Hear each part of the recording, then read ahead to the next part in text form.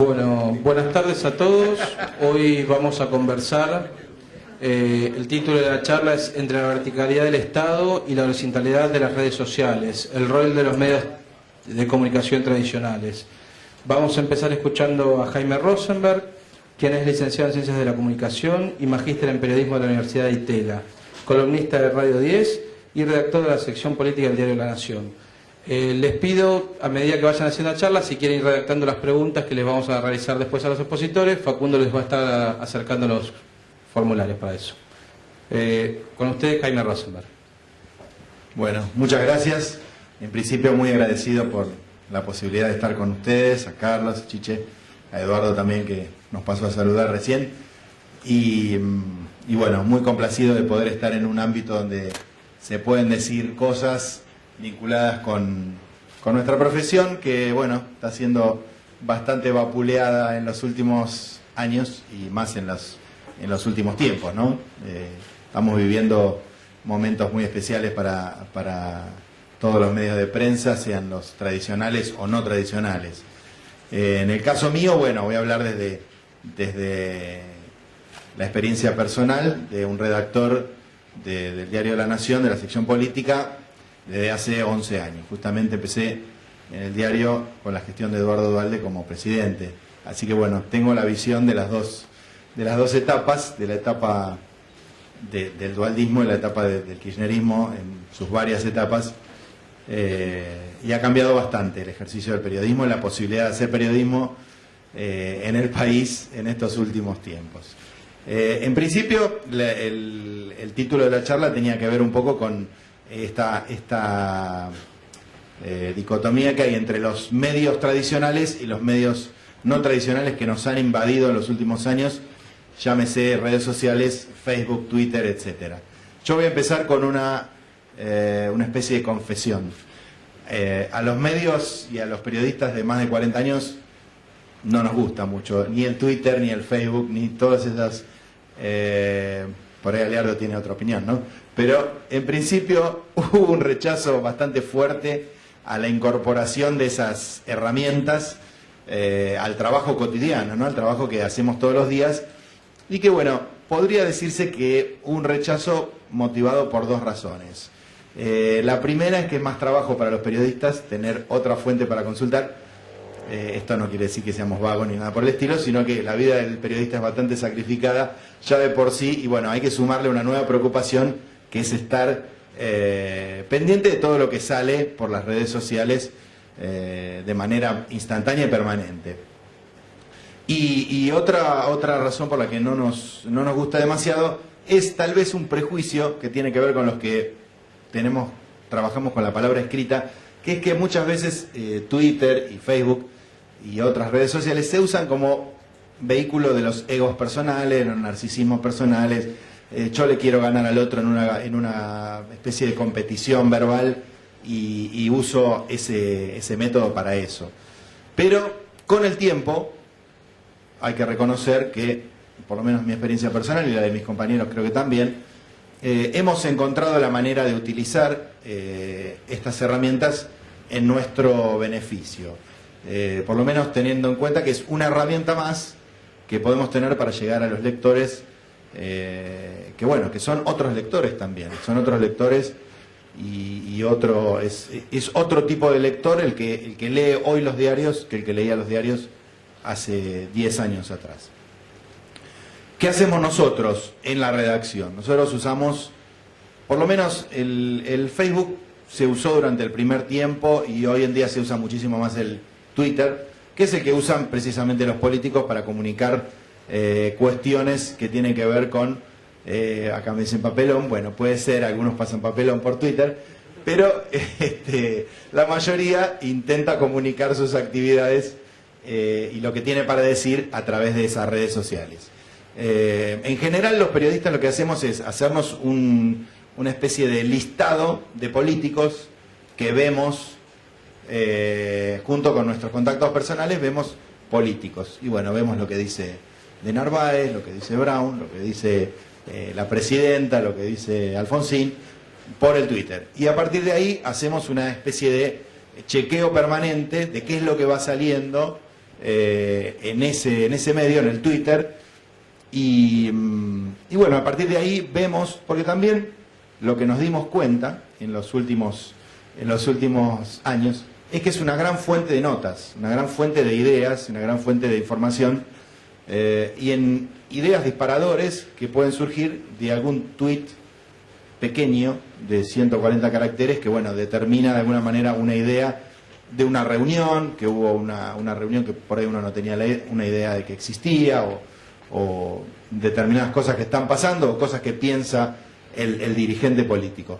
Así que eso es un poco en los casos en los que ayuda. También hay riesgos de la utilización de esa red. Yo por lo menos veo en particular, un riesgo, que es que el periodista se enganche y empiece a discutir en tono de igual a igual con el tuitero, ¿no? Puede ser un tuitero famoso, como Luis Delía, que provoca permanentemente a través de esa red, o puede ser un tuitero desconocido, que quiere de alguna manera que uno reaccione, y bueno, ahí hay como un terreno difuso donde, por lo menos para mí, el periodista no debería, yo sé que la tentación es muy grande, y muchos de mis colegas lo hacen, y yo alguna vez lo he hecho, de contestar agravios, o contestar insultos, o contestar ofensas que vienen de alguien que a veces puede ser anónimo, y decir, bueno, vos estás pago, porque en estos últimos casos uno puede ser pago para el macrismo, pago por el kirchnerismo, pago, o sea, es como, depende la nota y cómo lo lee la gente, o sea, pasa a ser un agente de la contra. En ese caso, la contra puede ser cualquiera de las que nombré. Así que, bueno, ese es el riesgo. El riesgo es que, de alguna manera, uno se suba al caballo, y en los medios tradicionales hay como cierta prevención, también cierta sugerencia digamos, de los que saben más, o los que están más arriba o tienen más experiencia, decir, bueno, no se enganchen con en ese barro, que es un poco lo que uno tenía como prejuicio cuando llegó el Twitter, el Facebook, etcétera. ¿Algún ejemplo de cómo se usó el Twitter o cómo se usó el Facebook que yo recuerde que fue interesante y fue valioso? Por ejemplo, cuando fue el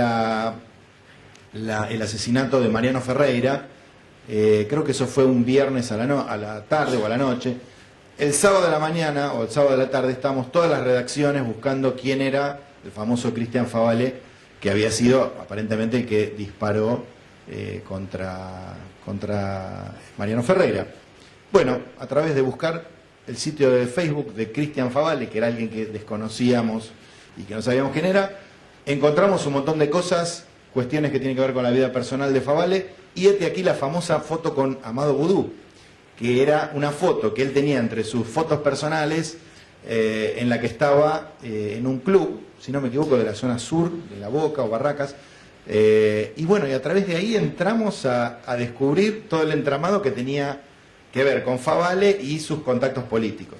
Ese es un caso que me parece que fue interesante y que los medios, no lo tomó solo La Nación, lo tomaron distintos medios, y que tienen que ver con descubrir quién es, y que nos sirvió para que el lector supiera quién era Favale, ¿no? Y bueno, otro caso, pero muy pequeño, que tiene que ver con las semanas anteriores, está Joanny Sánchez, que es la famosa bloguera cubana, que bueno, que ella se comunica con el exterior de Cuba a través de su Twitter y sus contactos en la web.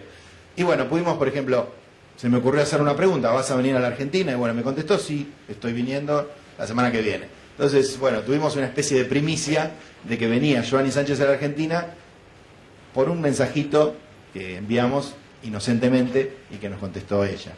Entonces, digamos, la herramienta es interesante y la idea es poder utilizarla en beneficio propio y de los lectores.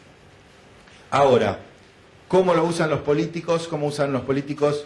El caso más paradigmático es el de la presidenta. La presidenta ha encontrado que Twitter es una herramienta muy importante para poder comunicar lo que ella quiere decir o lo que ella quiera comunicar. Entonces, bueno, creo que, Aliardo, vos también considerás que es el terror de las redacciones, tipo 8:30, 9 de la noche, cuando empieza a tuitear la presidenta, porque si dice algo importante hay que cambiar todo lo que uno tenía como edición del día, y bueno, y hay que prestar atención a lo que dice la presidenta, porque bueno, si va para el lado de la justicia, si va para el lado de Malvinas, si va para el lado de determinadas cuestiones, hay que cambiar todo lo que uno ya diagramó y trabajó y quedarse un par de horas más en la redacción.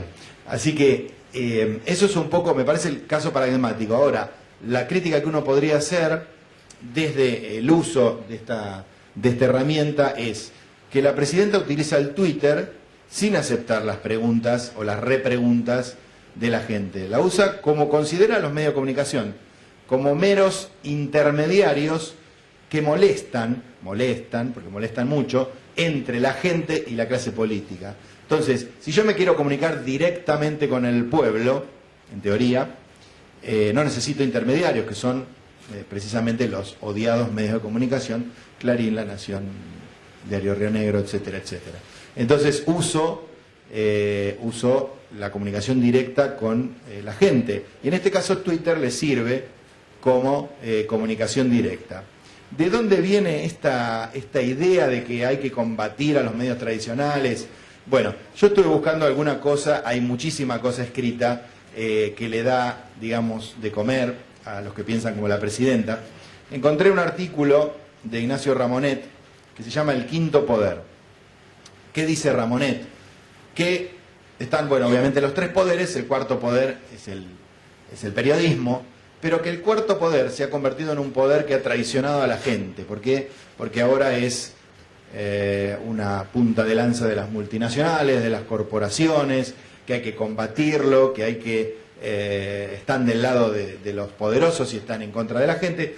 Entonces, el quinto poder que plantea él es, se nos plantea, dice, en este artículo que se llama El Quinto Poder, dice, cómo reaccionar, cómo defenderse, cómo resistir a la ofensiva de este nuevo poder que de alguna manera ha traicionado a los ciudadanos y se ha pasado con todos sus bártulos al enemigo.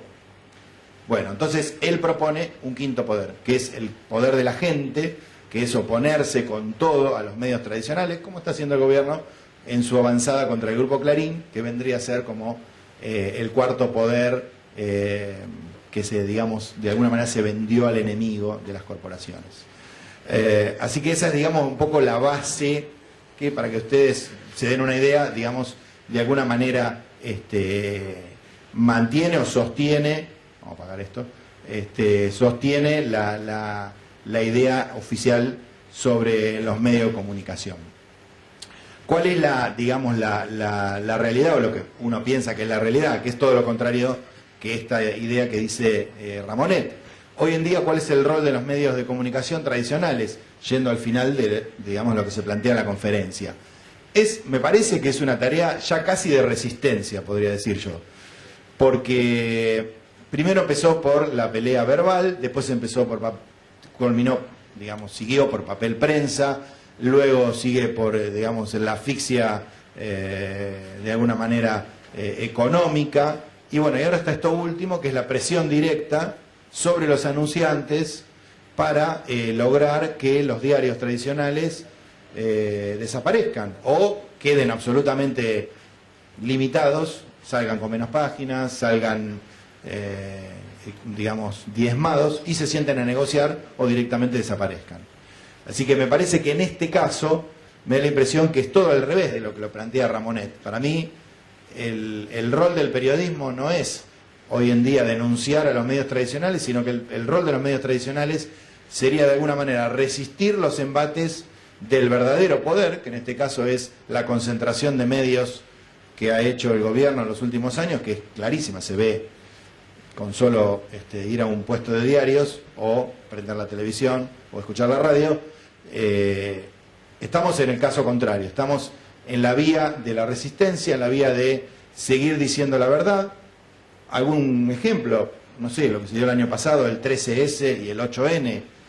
Bueno, los medios oficialistas se tuvieron que plegar de alguna manera porque existió TN, o existió algún medio independiente que de alguna manera dijo lo que estaba pasando, que se estaba juntando la gente en la calle, que se estaba juntando en la plaza, que eran independientes, que no eran pertenecientes a ningún partido en particular. Y bueno, los medios del gobierno, que reciben pauta del gobierno, que reciben dinero del gobierno, tuvieron que adaptarse. Así que yo hago votos, ya cerrando, porque, digamos, estos medios tradicionales, tomando estas nuevas herramientas, podamos seguir trabajando, podemos seguir en pie, podemos seguir dando y llegando con el mensaje, que es un mensaje obviamente contradictorio al que dan los medios del gobierno, pero obviamente cada vez más necesarios que nunca. Muchas gracias.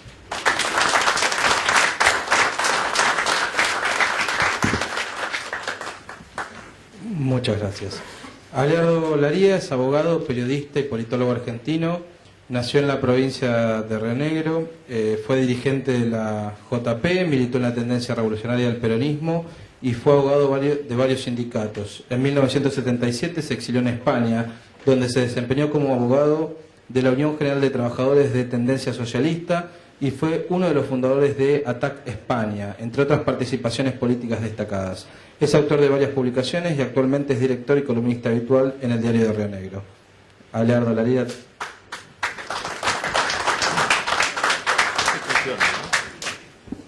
¿Me oyen bien?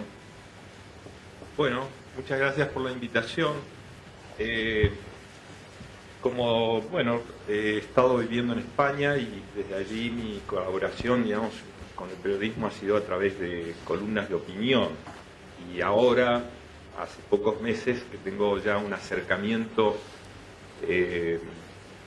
más directo con el periodismo, porque al asumir la vicedirección del Diario Río Negro tengo que actuar en la parte periodística y al mismo tiempo contemplar todo lo que tiene que ver con el modelo de negocio, ¿no? Entonces, la idea mía era dar un cuadro un poco de la impresión que yo recibo en mi condición de no experto, sino de una persona que accede a una situación novedosa, que es la que se está produciendo en este momento.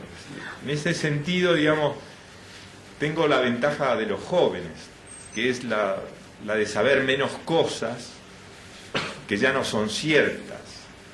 Esta es la ventaja que tiene la juventud en un mundo donde es más difícil para los mayores desprenderse de ideas que ya están pasadas, caducas y ya no nos sirven. Aquí el interés que yo tenía básicamente era reflexionar acerca del cambio de ecosistema a raíz de las nuevas tecnologías. Ha cambiado el ecosistema, digamos, en el cual se desenvuelve la prensa tradicional, de manera que a partir, digamos, de estos cambios tecnológicos, lo que pretendo es así, pero muy someramente, señalar en qué medida las nuevas tecnologías, la presencia de Internet sobre todo, influye en lo que es la manera tradicional de hacer el periodismo tradicional que conocemos, es decir, cómo estamos frente a un nuevo modelo de periodismo, y luego también en qué medida influye en el modelo de negocio tradicional del periodismo. Las nuevas tecnologías, yo ahí en... Sí, lo que pasa es que yo sin las gafas no necesito más cerca. Bueno, al hacer referencia a el fenómeno de la digitalización de todo lo que es información, vídeos, audios, etcétera, más la globalización, más lo que significa Internet como posibilidad de conectarnos a una red global y al mismo tiempo la capacidad que se ofrece ahora para que cualquier ciudadano conectado pueda enviar información, pueda copiar información, transmitirla, discutir los contenidos. Es decir, este es el nuevo paradigma, digamos, ¿no? Y yo ahí he puesto una palabra que se llama... sí, veo. Ahí he puesto una palabra que se llama, que es una expresión inglesa, flipboard, porque quería que la anotasen y después cuando tengan oportunidad de ir a googlear esta expresión, van a ver el ejemplo, digamos, de las nuevas herramientas. Esta es una herramienta que ha salido recientemente y que permite confeccionar la propia revista personal. Es decir, que ahora con las nuevas tecnologías nos encontramos frente a la posibilidad de que cada ciudadano se convierta en periodista y construya una revista obteniendo materiales, fotos, vídeos, etcétera, que obtiene de la red. Entonces, esto creo que grafica de una manera muy clara y evidente cuáles son las nuevas opciones o posibilidades. Jaime se refirió a la presencia de las redes. Yo voy a hacer también así una referencia muy rápida porque estamos frente a un bosque impenetrable, ¿no?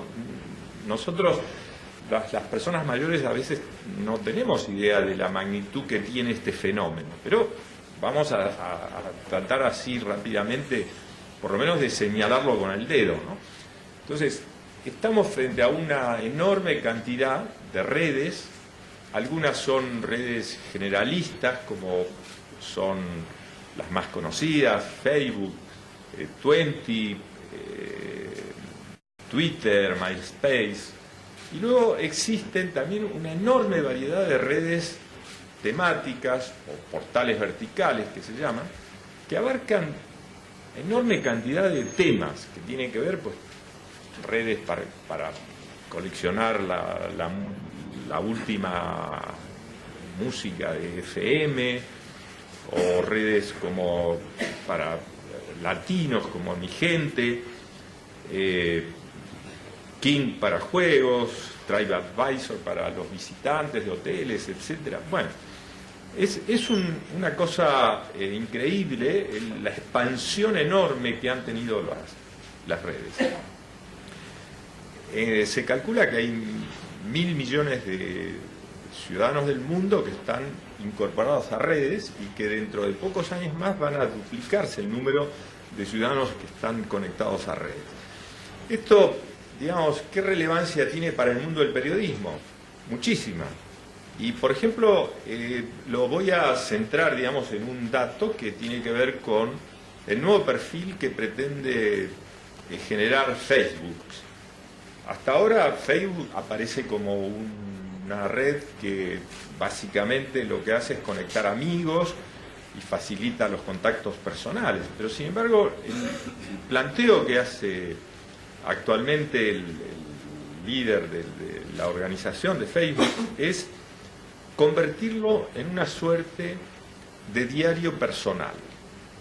Es decir, que nos vamos a encontrar frente a un fenómeno donde los jóvenes no van a buscar la información a los medios como se hace habitualmente, los que queremos conectarnos con Internet, ¿no? Lo estamos hablando básicamente de los medios digitales, sino que la información les llega directamente a sus páginas personales. Esto también tiene que ver con una especie de segmentación de las audiencias, donde a través de los agregadores, que son herramientas que permiten clasificar y recibir determinado tipo de información. Esto lo que va a dar lugar y origen es a la creación de medios muy personales, es decir, que cada uno va a construir su propio periódico, porque solo va a recibir determinado tipo de información, la que le interesa. Entonces se conecta y a partir de ahí construye esa información. Bueno, hay un fenómeno de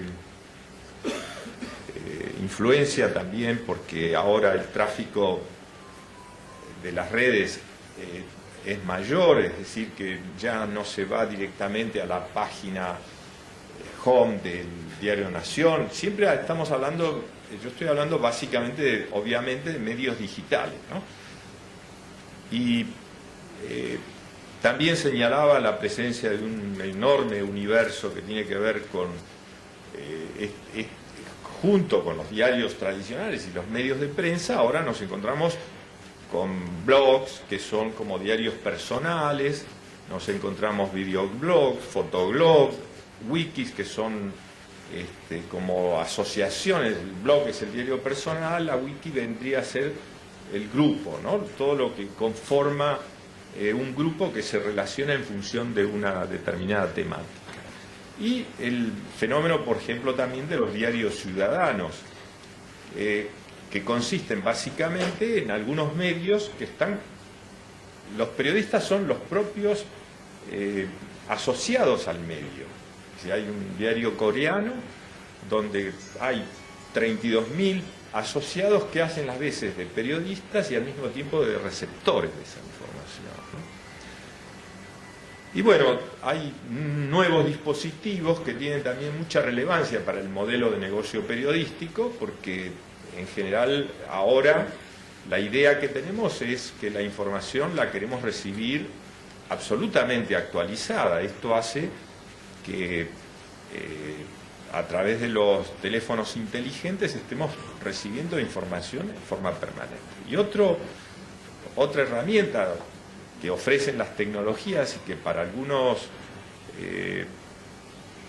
integrantes del gremio periodista o de los empresarios de periódicos consideran que es un poco la tabla de salvación de los medios, son las tabletas. Es decir, que la idea es que vamos a tener una migración paulatina del diario de papel, una migración paulatina a los medios online. Entonces vamos a hojear nuestro periódico en la tableta, lo que nos va a permitir tener, digamos, va a ser una lectura muy similar a la que hacemos hoy actualmente con la prensa de papel. Es decir, que el fenómeno, digamos, que es evidente y claro, es que hay las nuevas tecnologías lo que nos ofrecen una posibilidad de migración del viejo periodismo de papel hacia el nuevo periodismo online, el que podemos luego conocer o llegar a través de todos estos instrumentos que nos ofrece la tecnología. Este fenómeno lo que está provocando, ahora podemos cambiar la... Entonces, en lo que se refiere, digamos, al nuevo modelo de periodismo, la influencia que tiene, digamos, las nuevas tecnologías provocan efectos en muchas cuestiones vinculadas a la forma tradicional de hacer periodismo.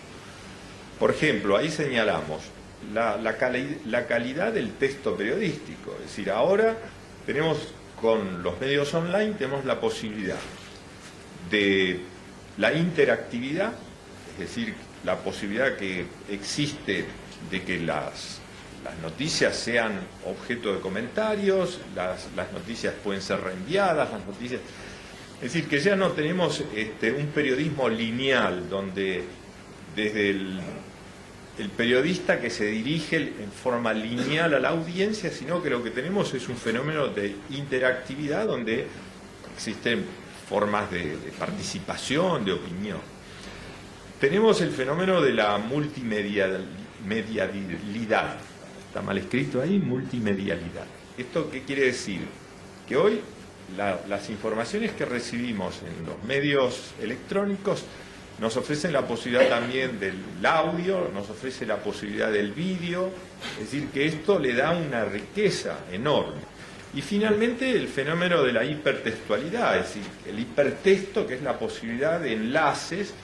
Esto ya lo vemos en los medios electrónicos, donde un enlace nos lleva a una profundización de la noticia. Esto es porque los medios electrónicos permiten una enorme profundidad absoluta.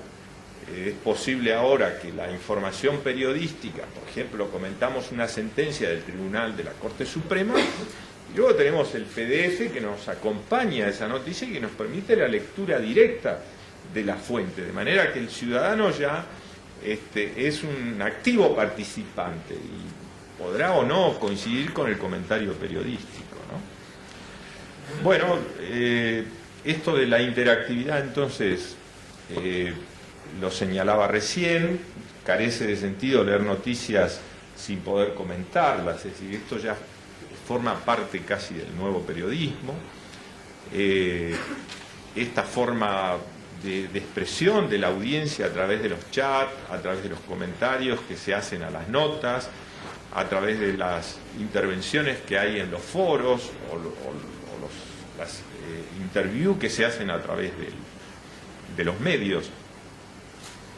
Esto también influye en los contenidos porque de alguna medida la audiencia ahora está determinando el contenido. De hecho, hay en los medios online, digamos, se han incorporado algunas profesiones como son, por ejemplo, los buscadores o rastreadores de notas de interés que se hacen en las propias redes para rescatar ese material y luego difundirlo, ¿no?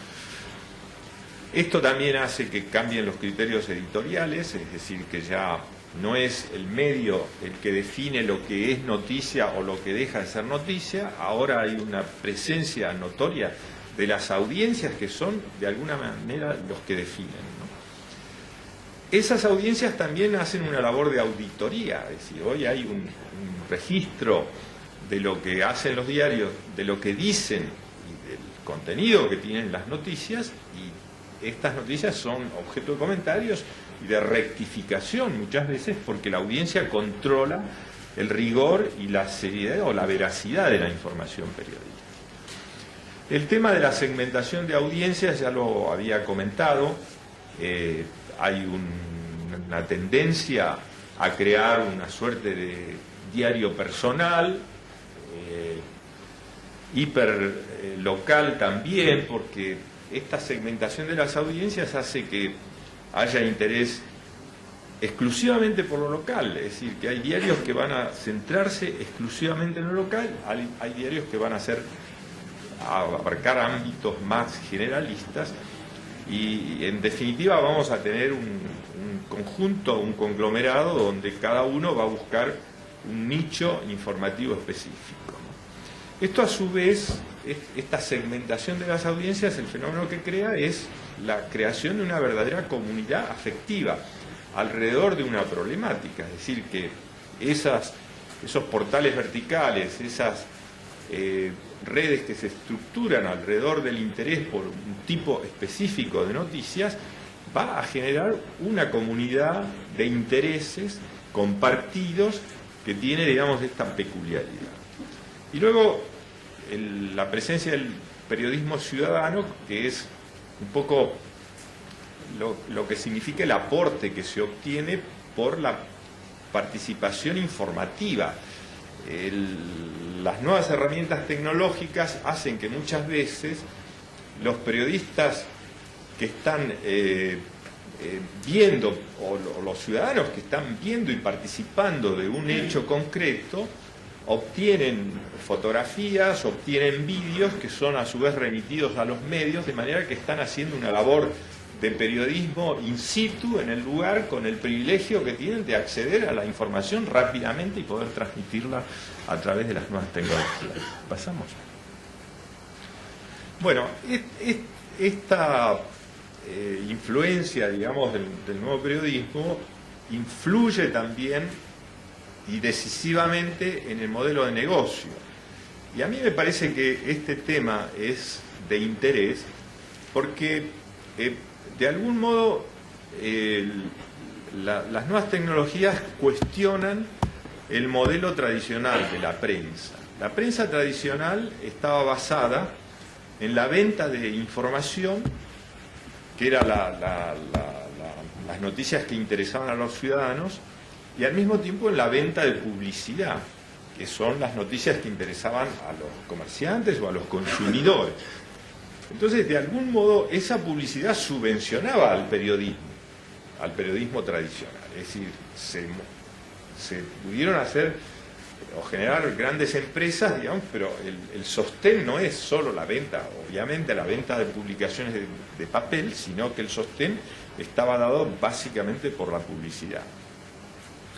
¿Qué pasa? Que ahora estamos frente a este fenómeno de migración lenta pero continua del papel hacia los medios electrónicos, y esto lo que ha generado es una caída en la venta de las ediciones en papel. Esto está registrado en todos los diarios del mundo, salvo La Nación, que yo creo que conserva, es el único diario que se mantiene.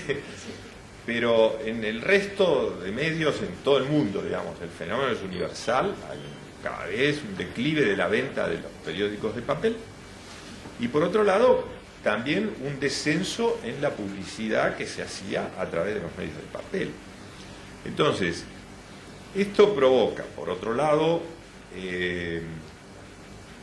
esto que yo llamo aquí rupturas que se producen en el modelo de negocio, es decir, ruptura en cuanto a que ahora ya tenemos una pluralidad de soportes, es decir, tenemos los medios tradicionales de papel, tenemos los medios online y a su vez los medios online que llegan a los ciudadanos a través de distintos tipos de soportes, pueden ser las tabletas, pueden ser los smartphones, en fin. Hay una ruptura de la frontera geográfica.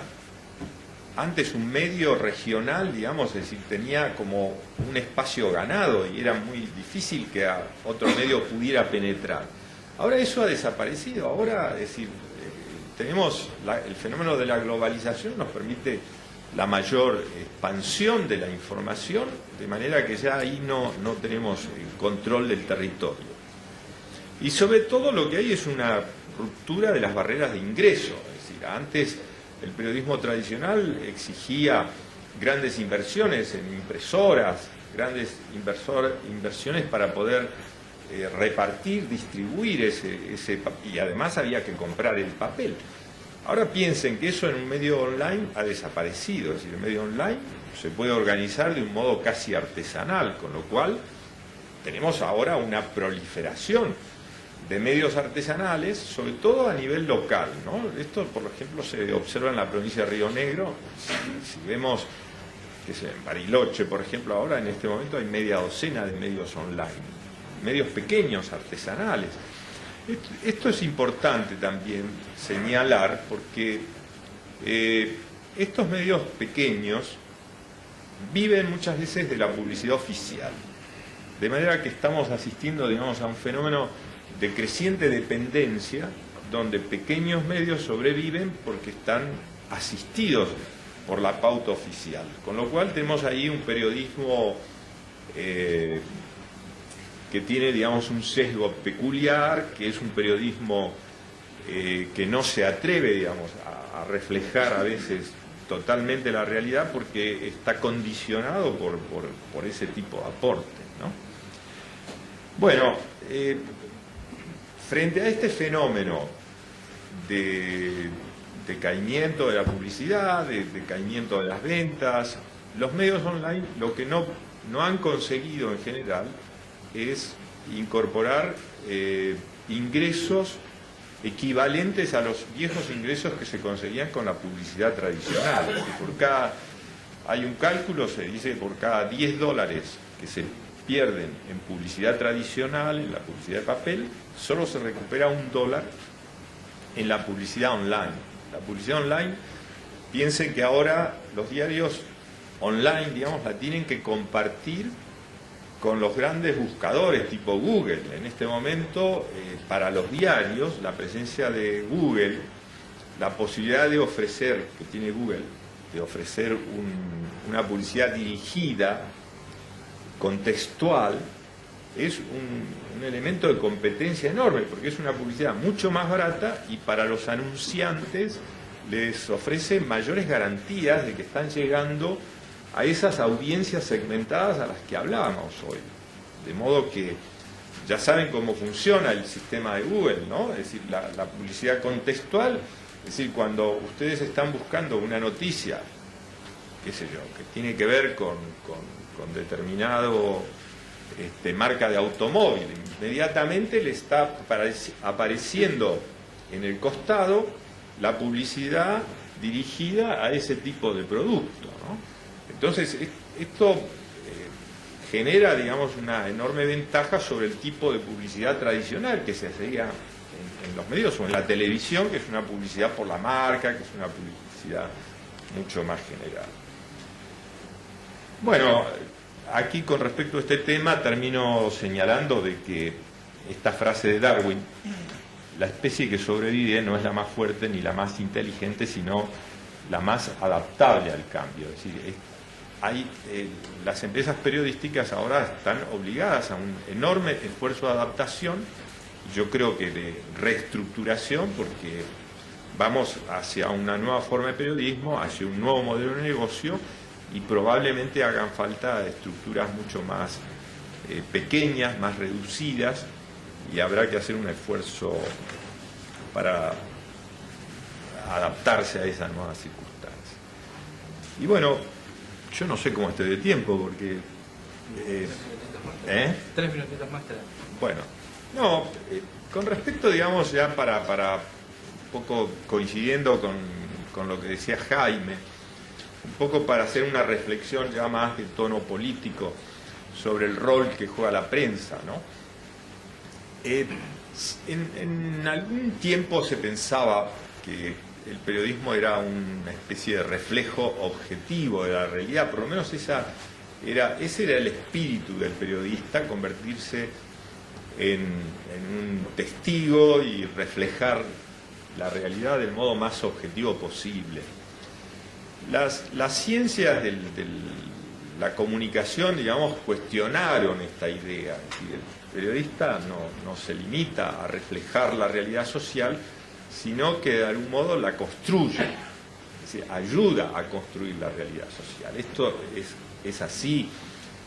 Y esta visión de que el periodismo era el reino, digamos, de la objetividad, se dejaba para los políticos el mundo de las diferencias, de las visiones ideológicas enfrentadas.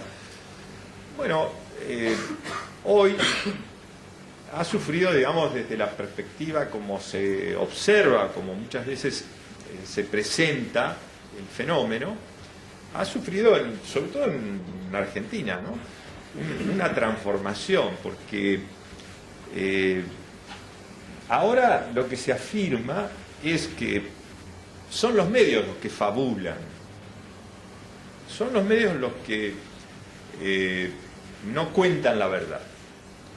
Y pareciera ser que son los políticos ahora los que se reservan la posibilidad de ser la expresión de la verdad y de la realidad, ¿no? Lo cual no deja de ser paradójico, porque si evidentemente habíamos cuestionado la idea de que nadie ya era depositario de la verdad, porque los medios ayudan a construir la realidad, parece muy difícil sostener ahora la idea contraria, ¿no?, de que los medios son los que fabulan, los políticos son los que reflejan la realidad, o son los depositarios de la verdad.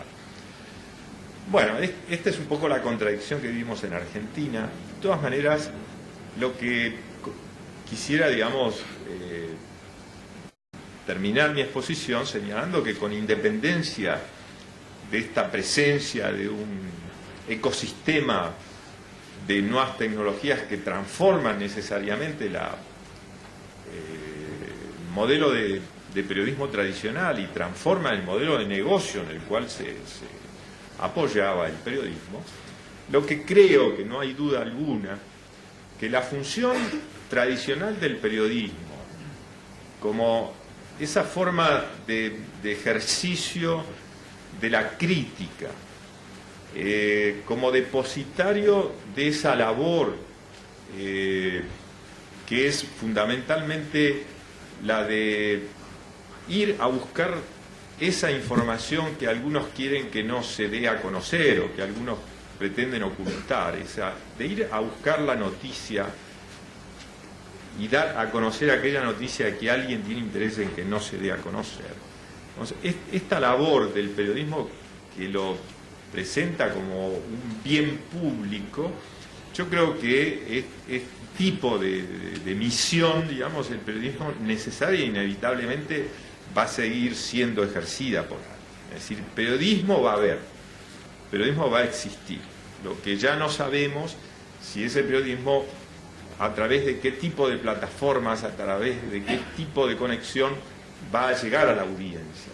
Pero indudablemente esa labor crítica creo que es indispensable en una sociedad democrática. Y confío en que esa tarea no se va a abandonar. Muchas gracias.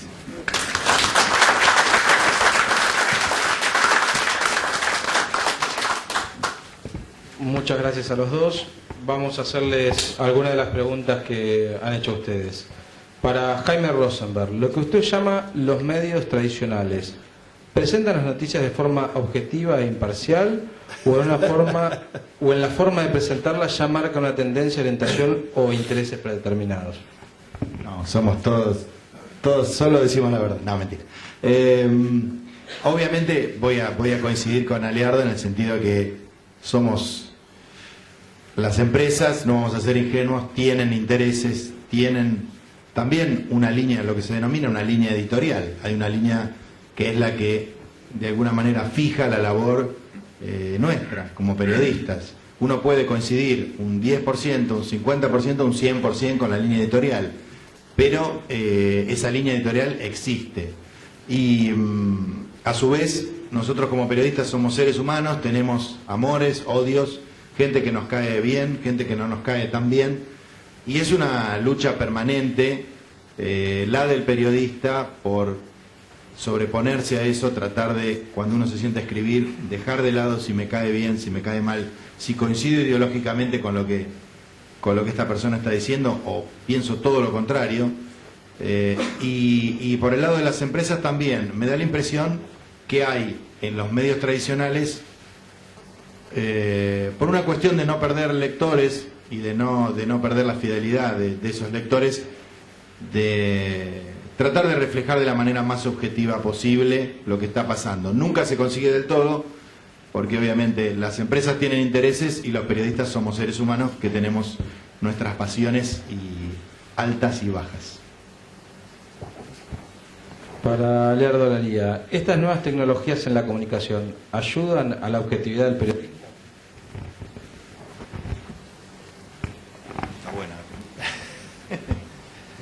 Bueno, el tema de la objetividad, digamos, ya ha salido un poco. Nadie es depositario de la verdad.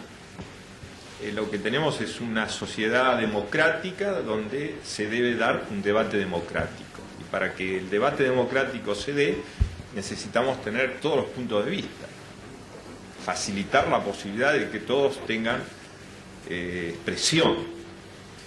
Y justamente cuando lo que se intenta es crear una especie de monopolio oficial para generar una opinión monocorde, estamos justamente frente a lo que yo diría un intento antidemocrático.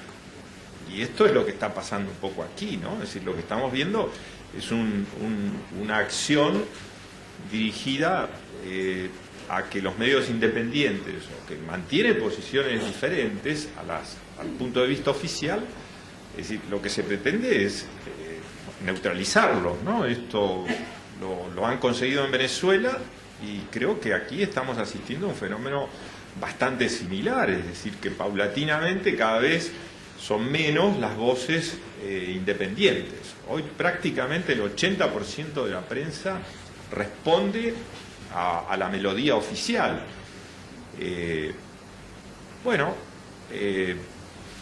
Objetividad. Creo que es muy difícil que alguien pueda asumirse como representante de la objetividad y de la verdad. Lo que necesitamos es, para construir, digamos, una verdad provisional y compartida, lo que necesitamos es la posibilidad de la pluralidad de voces. Este es el elemento central y lo que tenemos que poner el acento. Entonces, en ese sentido, las nuevas tecnologías yo creo que favorecen la pluralidad de voces. Pero hice mención al caso de los medios artesanales, es decir, tampoco hay que equivocarse, porque cuando se ha reivindicado la ley de medios, lo que se reivindicaba la idea de la democratización de la palabra. Este fue el argumento central que utilizó el gobierno. Después, cuando vemos el resultado de la aplicación de la ley de medios, los resultados es todo lo contrario, es decir, lo que se ha conseguido es básicamente crear un monopolio oficial que controla el 80% de los medios. Si hablamos de los medios oficiales, y computamos los medios paraoficiales, y los medios que, comprometidos por la pauta oficial, porque reciben la pauta oficial, de algún modo hacen concesiones y pierden esa pátina de objetividad que le exigimos al periodismo, ¿no? Entonces, a veces yo creo que esa pretensión de obtener la democratización se olvidaba de que las nuevas tecnologías están favoreciendo justamente esta democratización, porque las redes permiten difundir una opinión que no es necesariamente la opinión oficial o la opinión que quiere el gobierno.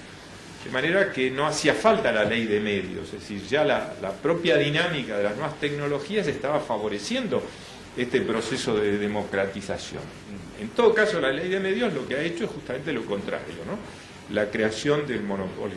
Pero lo que quería era también señalar que frente a estos medios artesanales, yo lo que observo es que muchos de estos medios artesanales tienen una enorme dependencia de la publicidad oficial.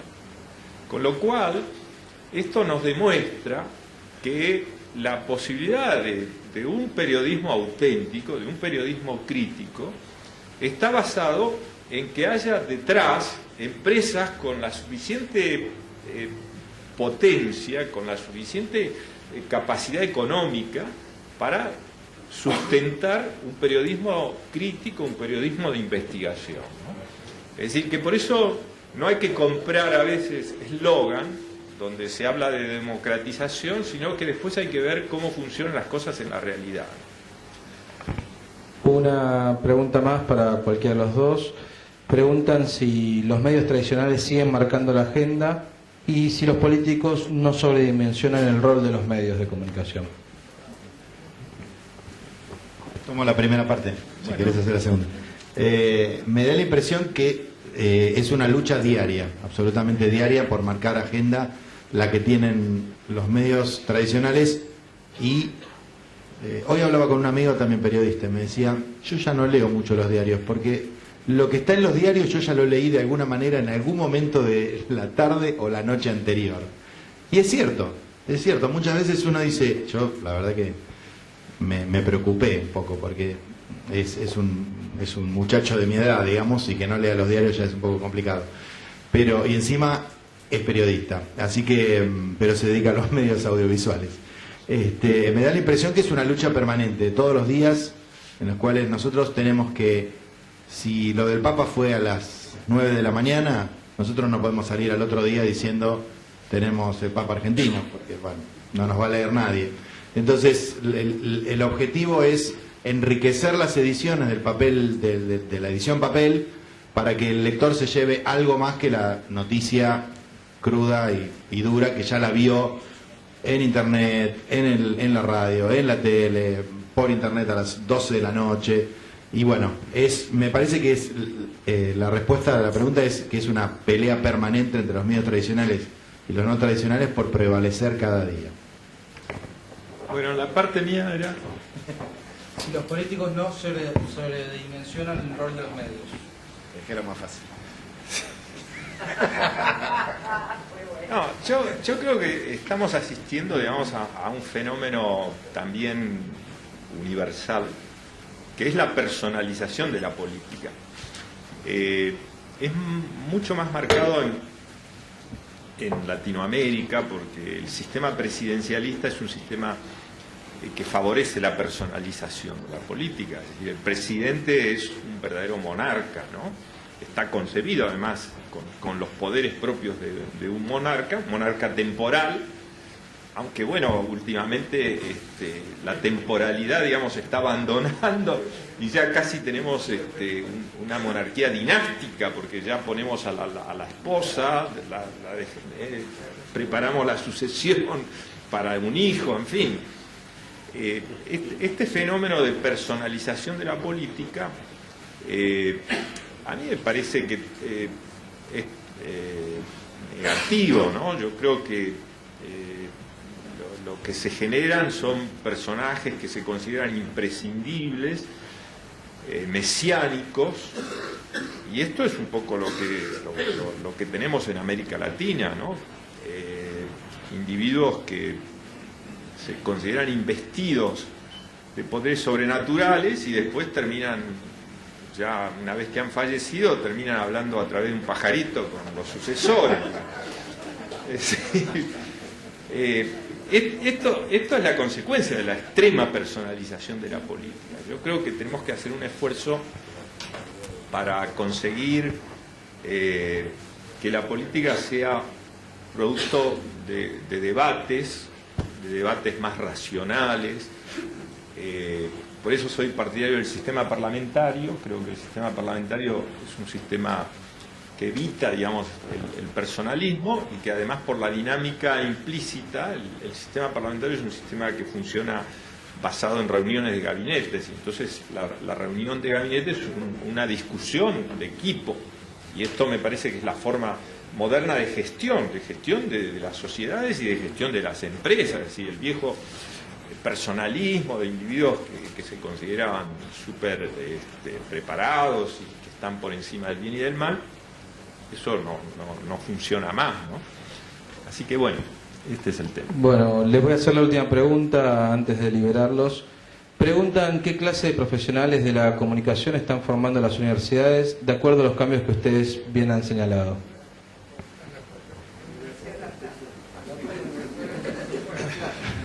La Universidad de La Plata, porque por el premio de periodismo a Correa y Chávez, sí.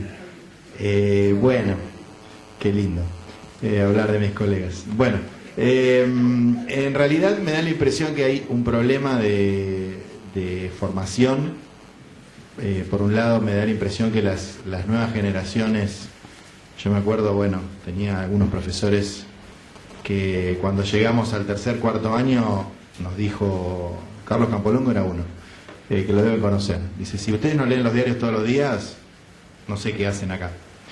Y me da la impresión que las generaciones que vienen no tienen ni siquiera la costumbre de leer el diario todos los días. Entonces, me da la impresión que hay un déficit ahí, no sé si en la enseñanza, en los docentes o los propios chicos que realmente no tienen la vocación, o quieren ser de Tinelli, o quieren ser Pergolini, o quieren ser CQC, y no quieren ser lo que somos nosotros, ratas de redacción. No es muy atractivo, digamos, ser lo que somos nosotros, porque son muchas horas y muchas veces ni siquiera te conocen la cara, cosa que en algunos casos es positivo. Pero bueno, en cuanto a la formación ideológica, que creo que a eso apunta la pregunta, ¿no? Me da la impresión que es bastante peligroso, qué sé yo, lo de la Universidad Nacional de La Plata no resiste análisis, ¿no? En el caso del premio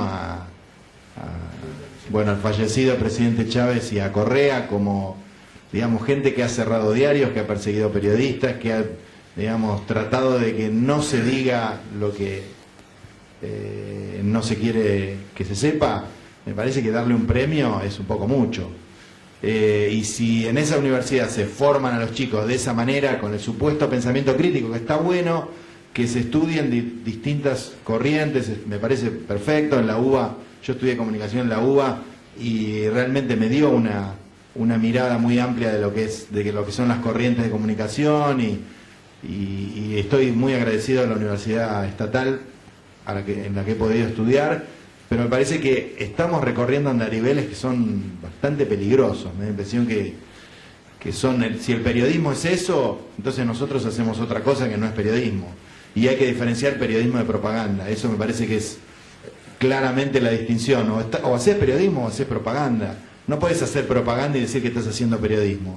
Si haces periodismo militante, el famoso periodismo militante que alguna vez lo hemos discutido con el amigo García, que estaba en Telam y no está más, de alguna manera por esa nota que salió en Enfoques de la Nación, que bueno, que él hablaba del periodismo militante y que nos comparaba a los periodistas profesionales con el oficio más antiguo del mundo, porque decía que decíamos mentiras porque nos pagaban las empresas. Y si seguimos ese camino, y bueno, hacemos otra clase de periodismo que se parece bastante, a mi criterio, a la propaganda. Bueno, yo la verdad es que no conozco el mundo de la universidad, no. Yo soy mi profesión es la abogacía, ¿no? Vengo del mundo de la abogacía, pero quiero aprovechar, digamos, un poco la pregunta como para dar, digamos, elementos acerca de las novedades que se registran en la profesión del periodismo, porque esto creo que ofrece a los jóvenes muchas oportunidades. Tenemos una serie de nuevas profesiones en el periodismo a partir de la necesidad de estar presente, por ejemplo, en las redes sociales. Entonces aparece el community manager, que es la persona que tiene que cuidar o cultivar las relaciones con las redes. Hablábamos hace un rato del rastreador, de la persona que busca, o curator le llaman también, es la persona que busca información en las redes para a partir de ahí construir noticias, ¿no? Está el social media manager, que es la persona que fija la estrategia de la empresa para mejorar su inserción en las redes. Están los expertos en optimización de los robots de búsqueda, es decir, hay gente que se especializa en ver de qué manera vamos a conseguir que luego nuestra información tenga prioridad en los agregadores de noticias, como sucede con Google o los más conocidos, ¿no? Y hay una profesión que voy a aprovechar la presencia de Jaime, porque creo que es algo de lo cual debe enorgullecerse el diario La Nación, que tiene que ver con el periodismo de datos, o el data periodismo. Y en La Nación es uno de los diarios que tiene el mejor equipo de periodismo de datos del mundo. Del mundo hispano, es decir, porque yo soy lector del diario El País, sigo la prensa española, y no tienen el equipo de periodistas de datos que tiene el equipo de La Nación. La Nación Data, con Gastón Reuter y Sandra Crucha de Transportes. Uno lo que se encuentra con centenares de planillas donde aparecen nombres de empresas con las cantidades que le pagan de subsidios. Entonces, ¿qué hace el periodismo de datos? El periodismo de datos lo que hace, ese material lo intercala, lo cruza con otra información, por ejemplo, los nombres que aparecen en los directorios de las empresas que reciben los subsidios. Y de esa manera llegan y determinan, por ejemplo, gracias a ese cruzamiento de datos, con un dato con una información, es decir, con algo que tiene valor periodístico y es, por ejemplo, que el 40 o el 50% de las subvenciones al transporte van al grupo Sirigliano. Eso era imposible saberlo si uno no conoce exactamente las características de las distintas empresas, pero gracias al cruzamiento de datos se obtiene esa información, y esa sí es información valiosa.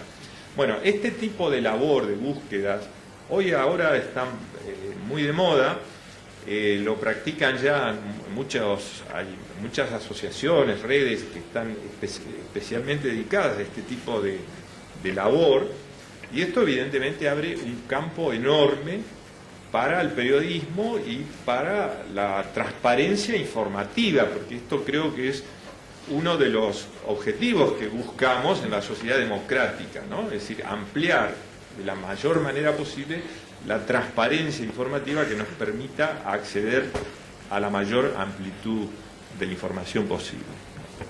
Bueno, les agradecemos mucho a los dos por estar acá con nosotros acompañándonos.